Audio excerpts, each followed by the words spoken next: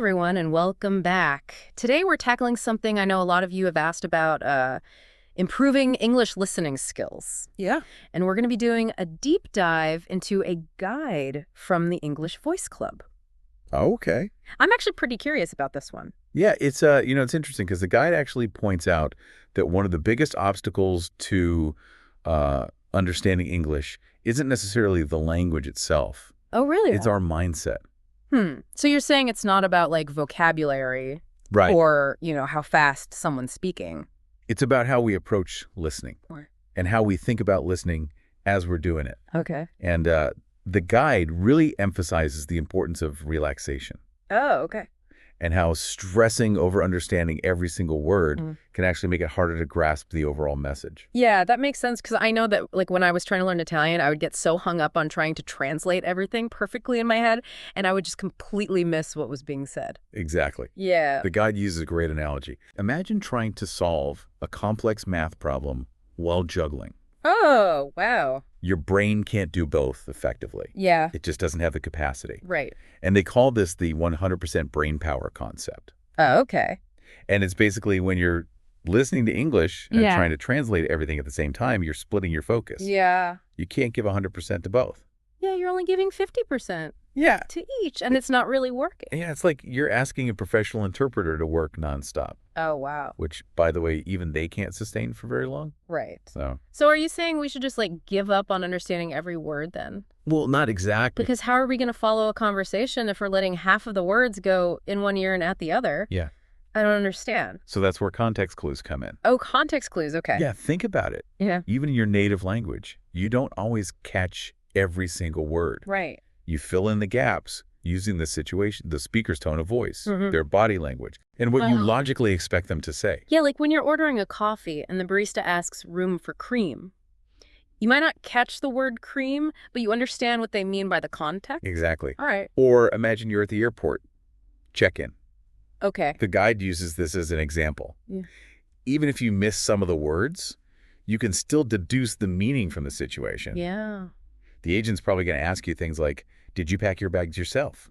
Or do you have any liquids in your carry-on? Right. You know? Yeah, so it's like piecing together a puzzle using all these different clues. Precisely. That's fascinating. And the guide argues that we can train ourselves to become more attuned to these clues. Okay. And the key to that is expanding our listening diet.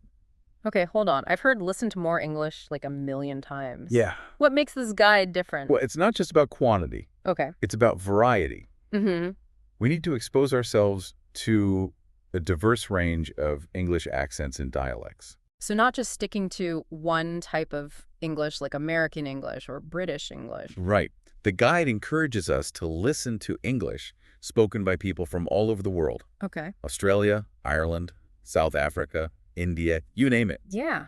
This helps us train our ear to process different pronunciation patterns, rhythms, and intonations. But isn't that kind of overwhelming? Oh. Like, wouldn't it be easier to just, like, focus on one accent and master that first? The guide makes a really interesting point about that. Okay. Think about it. Okay. In real life, you're going to encounter people from all sorts of backgrounds speaking English in their own way. That's true, especially if you travel Exactly. or work with international teams. Yeah. And here's another compelling point. Okay. The guide highlights how the majority of English conversations today actually take place between non-native speakers. Wow, I had no idea. Yeah. So that actually, like, changes things a lot. It does. So by listening to more accents, we're not just improving our comprehension skills, we're also getting, like, a more realistic experience of how English is actually spoken in the world today. Absolutely. That's really cool. And that brings us to the question of, how can we actually put this into practice? Right. How can we build a solid plan for improving our listening? Yeah. How do we do it? Mhm. So, okay, we need to relax and we need to embrace these context clues and expose ourselves to different accents. Yeah. That's a lot.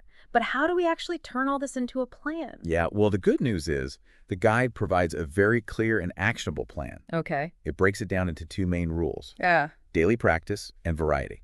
Okay. Daily practice makes sense, but what do you mean by variety? Right. There's not enough to just listen to anything in English. Okay. Think of it like this. If you only ever lifted weights with your right arm, Okay. your left arm would stay weak. Right. It's the same with listening. Mm. We need to work out our listening muscles in different ways to develop those well-rounded comprehension skills. Gotcha. So instead of just like passively listening to the same podcast every day, we should be switching things up. Exactly.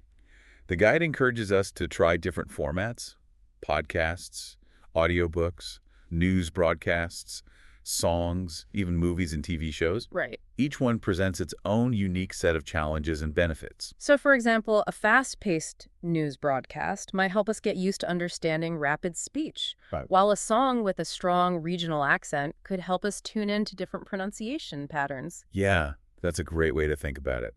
And the guide even suggests paying attention to the age and gender of the speakers. Oh, okay. Are they young or old, male or female? Okay. These factors can all influence how someone speaks. Yeah. And by exposing ourselves to a wider range of voices, we become more adept at understanding different styles of communication. This is making me realize how much I've been limiting myself because I tend to stick to podcasts that have like very clear and neutral accents. Maybe it's time to branch out a little. Yeah, I think that's a great idea. Now, I know what you might be thinking. Well, who has time for all this? right. But the guide actually addresses that concern directly. It emphasizes that even just 10 minutes a day can make a significant difference. Really? 10 minutes? Yes. It's about consistency rather than intensity. And the guide even provides a sample weekly plan that you can adapt to your own preferences and schedule. Can you give us an example of what that might look like? Sure. Let's say Monday is your music day. You could listen to 2 or 3 songs with different accents or genres, Sure. really focusing on trying to catch the lyrics. Then on Tuesday, you might listen to a podcast episode with American accents, while Wednesday could be for watching a bit of a British TV show. Okay. You know? I love how specific that is. It takes the guesswork out of it. Yeah. But how do you know if you're choosing materials that are the right level of difficulty? Right. Like, I don't want to be completely lost, Yeah. but I also don't want to get bored. That's a great question. Hmm. The guide offers a simple rule of thumb. Aim for 50–90% comprehension on your first listen. If you're understanding less than half of what's being said, it's probably too difficult. Okay. And if you're getting more than 90%, it might be too easy. That's really helpful advice. But even with a plan and the right materials, staying motivated can be tough. Yeah, Any tips on how to stick with it? absolutely. Yeah. The guide suggests writing down your plan for the week and putting it somewhere visible. Okay. You could even turn it into a little checklist Okay. and cross off each day as you complete it. I love that idea. There's something very satisfying about checking things off a list. Exactly. And don't underestimate the power of visualization. Hmm. Imagine yourself successfully completing each day of your listening practice. Okay. See yourself understanding more, feeling more confident, and enjoying the process. Those are great tips. I'm already feeling more motivated just thinking about it. Good. But before we move on, I have one more question about finding materials. Any suggestions on where to look for good listening resources? Yeah, the guide encourages exploration. Hmm. Don't limit yourself to what's readily available. Check out online resources like language learning websites or apps. Try out different podcasts. Explore streaming services for movies and TV shows from various countries, and even consider listening to audiobooks read by authors with different accents.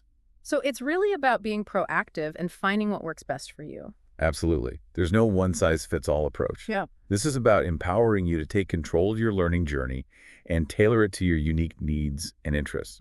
And remember, it's a journey, not a destination. Right. There will be ups and downs, days when you feel like you're making great progress and days when you feel a bit stuck. It's like any skill, really. Some days you nail it, and some days you just need to keep practicing. Exactly. It's about celebrating the small victories and learning from the challenges.